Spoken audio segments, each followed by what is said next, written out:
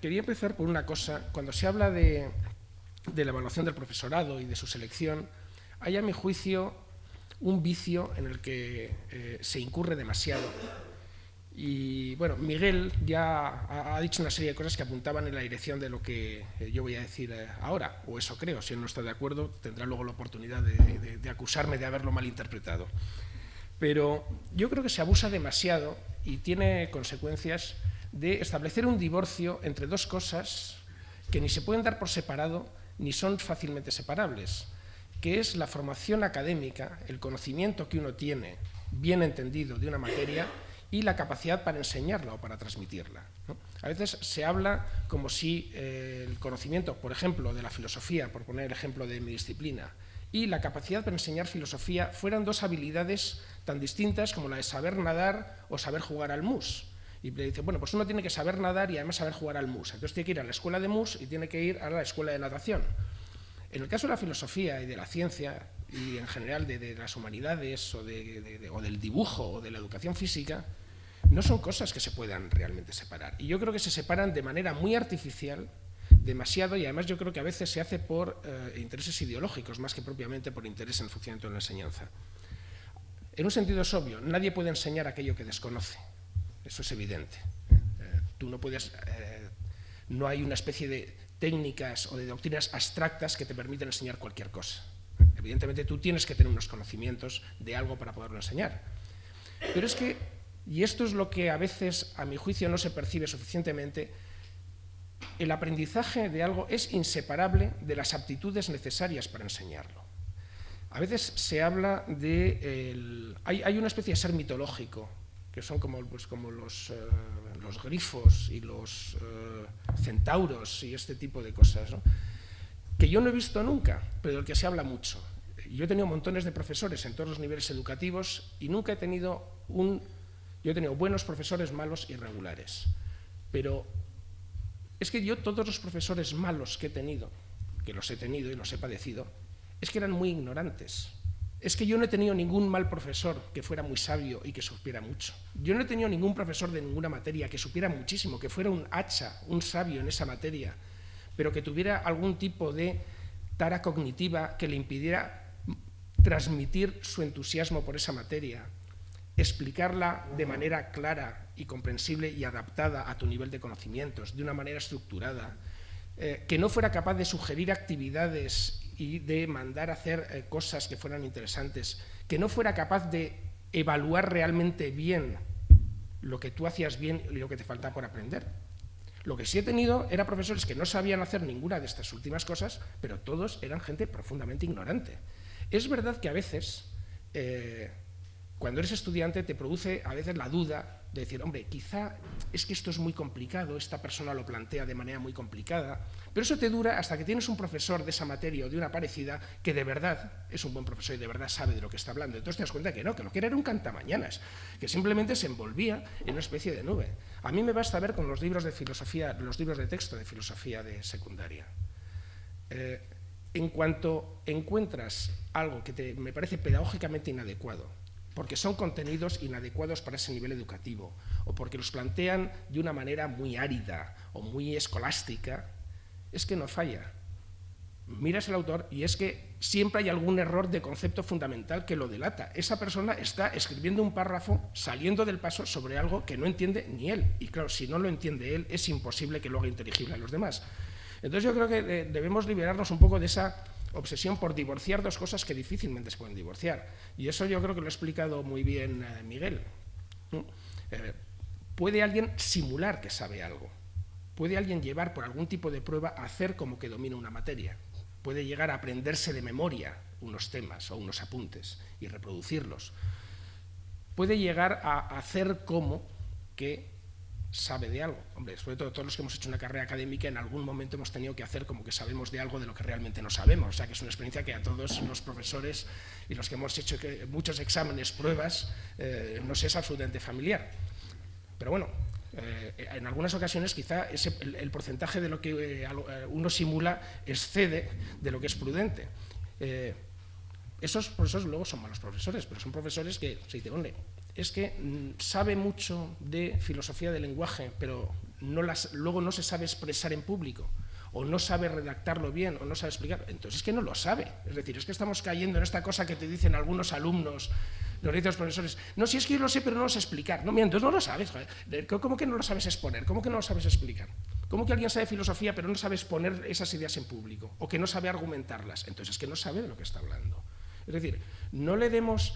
Y eso no se resuelve con más formación didáctica, eso simplemente no tiene remedio, o se resuelve con formación, porque las aptitudes, a lo mejor a mí me deforma un poco el ser de filosofía, pero no, porque también sucede en el caso del dibujo, por ejemplo, o sucede en el caso de un profesor de educación física, pero sucede también en el caso de un científico. No es separable el conocimiento científico del saber manejar un laboratorio, del saber exponer esas ideas, de saber argumentarlas, de saber diseñar un experimento, una práctica. O sea que yo creo que no existe esa disociación entre la aptitud pedagógica y la aptitud académica. Y en este sentido yo creo que debemos hacer autocrítica a los profesores universitarios, porque si se produce eso es porque realmente demasiado a menudo los graduados, las personas a las que se concede el título universitario, no han realmente adquirido las competencias que deben adquirir para la obtención de ese propio título. Por eso yo creo que yo desconfío del cientificismo en general, pero también en el caso particular desconfío no de la ciencia, sino del cientificismo, es decir, de una visión, por ejemplo, de la pedagogía como si fuera una ciencia que uno adquiere y que después tiene que aplicar. Eso conduce muy a menudo a lo que se suele llamar en argot la pedagogía de salón. Mi visión de la pedagogía es más bien la de una técnica o un arte que la de una ciencia que luego se aplica. Es decir, yo creo que es un oficio, es un arte que se aprende a lo largo de la vida. En realidad empieza uno a aprenderlo como alumno de los propios profesores y de los distintos profesores. Uno se va haciendo la idea, uno sabe en qué asignaturas ha aprendido, de qué manera ha aprendido, cuáles son los sistemas que van mejor con él. Y luego, fundamentalmente, donde se aprende es por medio de la práctica. Y por eso, frente a estos planteamientos que además conducen y yo creo que eso lo hemos padecido todos, a una supuesta formación pedagógica que muchas veces es una tapadera para verdaderas catequesis ideológicas en las que lo que se practica, más que el debate sobre cuestiones didácticas o pedagógicas, son gente que en lo que está entrenada realmente es en la denuncia ideológica. Y yo recuerdo de participar en discusiones con algunos de los gurús o personas más activas cuando se hizo la reforma educativa, que lo que eran realmente expertos era en el etiquetado y en la denuncia ideológica de cualquiera que cuestionara alguna de sus cosas o incluso que les diera razón o que simplemente llamara a las cosas por palabras distintas de las que ellos pretendían imponer, ¿no?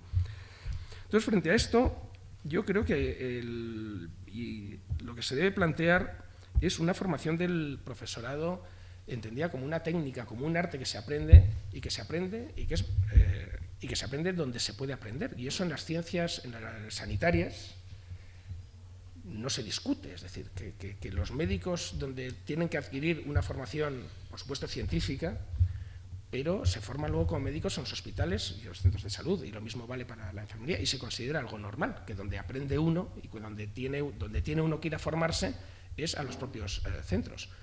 Y se selecciona a las que tienen mejor formación académica para que vayan a formarse realmente como médicos especialistas en una materia o en otra, o como médicos generalistas en los centros de salud, en los propios centros de salud, bajo la tutela de los propios médicos y enfermeros, etcétera, que hay en los centros de salud.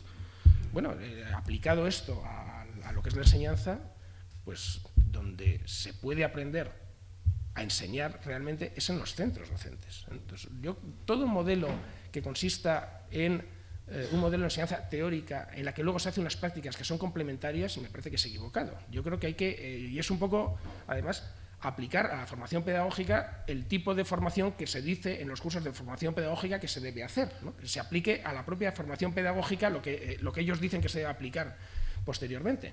Y es que sea algo fundamentalmente práctico en las que el protagonismo y realmente el formador de formadores sea el propio profesor, la persona que está haciendo ese oficio, que tiene que tener una formación complementaria en cuestiones de psicología, pedagogía, etcétera, que no se hayan hecho durante los estudios, pero debe estar centrada, debe hacerse pues, en el propio aula. Por eso nosotros proponemos ese tipo de formación, porque además, como profesor universitario, también es muy importante que la universidad no pretenda ir más allá de aquello que puede hacer bien. hay cosas que donde mejor se pueden aprender es en la universidad, que no hay ninguna institución que pueda proporcionar esa formación mejor que la universidad. Pero hay otras cosas que no es la universidad el lugar más adecuado. Y realmente yo creo que el cómo se forma uno como profesor, pues no creo que sean las universidades el lugar más indicado. No somos los profesores universitarios, yo pienso, los más adecuados para hacerlo. Eso donde deben hacerlo yo creo que es en las escuelas y en los centros de enseñanza secundaria. Entonces, yo creo que se debe, además de mejorar la formación de los graduados, que buena parte del problema está en que tienen unos déficits cuando tienen el grado que luego no recuperan, yo creo que hay que integrar más el proceso de la formación del profesor y de la selección. No debemos separarlo como si fueran dos procesos distintos. Yo creo que esa separación también es artificial. Entonces nosotros, bueno, concretando, lo que proponemos es que haya así una primera selección basada en la formación académica, aunque insisto en que la formación académica ya bien evalúa también, porque incluye el tipo de aptitudes y capacidades que son las más importantes para la transmisión de los conocimientos y la motivación de los demás para transmitirlos, una formación en los centros, bajo la tutela o la dirección de profesores que tengan una capacidad acreditada y que hayan superado muy positivamente este tipo de evaluaciones, y finalmente, pues sí, una evaluación global en la que se evalúe ya su capacidad pedagógica y no solamente su formación, ¿no? Que es lo que hemos llamado sistema MIR, porque es lo más similar que hay en cuanto a sistema de formación, y además que el sistema MIR es un sistema exitoso, y además es un sistema en el que España ha sido vanguardia.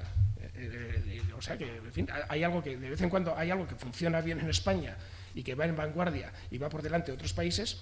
Bueno, pues vamos a imitar ese modelo en lugar de imitar otros modelos que han fracasado ya en otros países, en otros ámbitos. Hay alguna cuestión que queda pendiente y que habrá que articular, por ejemplo, y es que sí es verdad que los títulos de máster los dan las universidades y hombre, a mí sí me parece que sería correcto que dentro de los sistemas que hay, que tenga la categoría de máster, de formación de máster, que ha superado todo este proceso de formación. Yo creo que sería justo, porque el que no lo tenga, yo creo que lo hipovalora en cuanto a titulación académica con respecto a otras formaciones. Y ya con esto, lo único que quería decir es que, comparar esta propuesta con la situación actual, porque ¿qué es lo que sucede ahora? Sucede que hay una formación muy teórica, era la que había en el antiguo CAP, y ahora casi yo creo que esto se ha acentuado, en el que las prácticas son puramente complementarias, son unas prácticas muy limitadas. Los alumnos que hacen el CAP normalmente les gustan las prácticas, pero les saben a poco, pero son claramente insuficientes. Es decir, progresivamente la persona que se está formando tiene que ir asumiendo, como sucede en el MIR, mayores responsabilidades que la de dar un tema o estar asistiendo a clases de otro profesor. Eso puede ser un primer momento, pero creo que es claramente insuficiente. La selección del profesorado, yo creo que encima disuade a muchas personas cualificadas, buenos estudiantes, que podrían dedicarse a la enseñanza, pero finalmente no lo hacen, y sin embargo a veces queda como refugio de estudiantes que no son precisamente la élite. ¿Por qué? Pues por una cosa muy típica del Spanish, que es poner el listón muy alto, convertirlo en una carrera de obstáculos, que mucha gente se desanime, y al final luego se inventan atajos. La carrera de obstáculos es que es bastante considerable. O sea, realmente pues tú vas a la universidad, te sacas un grado, después tienes que hacerte un máster, después se supone que tienes que hacer una oposición, cuando salen plazas, es que llega un momento en que es que se hace uno viejo y claro, uno empieza a aprovechar cualquier oportunidad de trabajo que le pueda venir. ¿Qué sucede al final? Pues que, y además Rubalcaba quería hacerlo más carrera de obstáculos, porque el MIR era posterior al máster, o sea que luego después de esto encima tienes un periodo de prácticas en el que no sé qué, digo, pues es que vas a llegar a la jubilación directamente antes de llegar a consolidar tu puesto de trabajo, ¿no? ¿Qué sucede? Pues que al final se hacen cortocircuitos, ¿no? Es muy típico. Al final, ¿cuál es la principal manera de ingresar en los cuerpos docentes universitarios? Los años de interinidad. La interinidad, que es un mecanismo necesario pues, para suplir bajas o huecos o necesidades laborales, se convierte de hecho en una vía de entrada a base de que, bueno, pues empiezan las listas preferentes de interinos, después de las listas preferentes de interinos ya se crean concursos masivos en los que se hace ad hoc para que sea prácticamente la antigüedad, los sistemas de promoción acaba prevaleciendo los cursillos y la antigüedad, y ya, y con esto termino, lo siento, pero no, casi con esto termino. En esto tienen la complicidad y casi mayor culpabilidad los sindicatos de la enseñanza. Es decir, son los sindicatos los que promueven y los que exigen este tipo de mecanismos de selección. Teniendo en cuenta que además muchas veces ya si los cursillos son los que organizan los propios sindicatos, ya todavía mejor son los que tienen que valer, con lo cual es que se convierte hasta en una fuente de financiación de los propios sindicatos. Y por último, bueno, pues ¿qué es lo que qué le sucede al final al profesor? ¿Cuál es la formación que hay realmente del profesorado hasta ahora y qué es la que, a ver si conseguimos cambiar de alguna vez estableciendo ya un sistema de formación en los centros docentes? Pues hasta ahora el sistema de formación, y esto yo creo que cualquiera que haya trabajado de profesor lo sabe, es el momento crucial, el momento más importante de tu formación profesional es el batacazo con la realidad. Cuando por primera vez, porque claro, tú llegas a pelo, has hecho un capo o algo en los que has estado con un profesor acompañándolo y dando una clase, pero ahí has estado en una especie de burbuja de cristal. Llegas y te pegas el batacazo con la realidad. ¿Con qué realidad? Con la realidad de que tú has cogido la plaza en el centro en el que había una vacante, o sea, del que huyen los profesores que pueden huir. Te tocan los turnos y los horarios que los otros han dejado vacantes, los grupos de los niveles educativos de los que los demás han huido. Entonces, la persona que no tiene ninguna formación más que una fantasmagórica en la que le han hablado de los mundos de Yuppie, llega en la primera vez que se enfrenta a eso a algo que es, pues no sé, pues como coger a alguien que entra en la escuela de tauromaquia, meterlo en las ventas y soltarle un miura, ¿no? Pues esa especie de estacazo es básicamente la experiencia del aprendizaje que tienen los profesores.